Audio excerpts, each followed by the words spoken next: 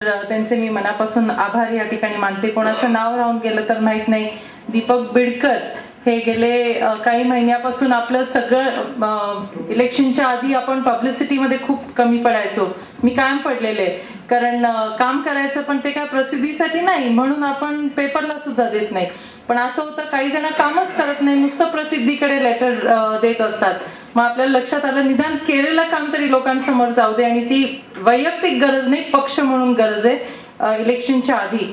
म्हणून हे सगळं पब्लिसिटी आणि मीडिया कोऑर्डिनेशनचं डिपार्टमेंट इलेक्शनच्या काळात त्याच्या आधी 6 महिन्यापासून ज्यांनी हँडल केलं ते दीपक बिडकर यांना सुद्धा इथे येण्याची विनंती करते। त्यांना पण काय अजून दीपक बिडकरांची मुद्दामून ओळख करून देते की आता तुम्ही नगरसेवक झालेला आहात। बरेच वेळा माझ्यासारखीच काही जणांची भूमिका असेल की आपण काम करतो ते काय प्रसिद्धीसाठी करत नाही, ती आपली जबाबदारी ह्या नात्यानेच आपण करत असतो आणि म्हणून आपण प्रसिद्धीपासून लांब राहतो।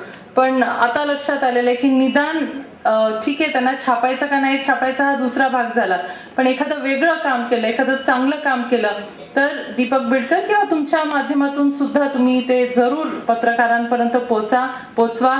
भले त्यांनी टाईप केलं नाही किंवा छापून आणलं नाही तरी पण त्यांना माहिती होऊ द्या की तुम्ही ह्या पद्धतीचं काम करताय, ते तरी निश्चित तो उद्देश साध्य होईल। आता निकेतजींनी आपल्याला सांगितलं की कुठल्या हेतूनी त्यांनी हे आपल्याला एवढे 2 दिवस त्यांचे मोलाचे दिलेले आहेत।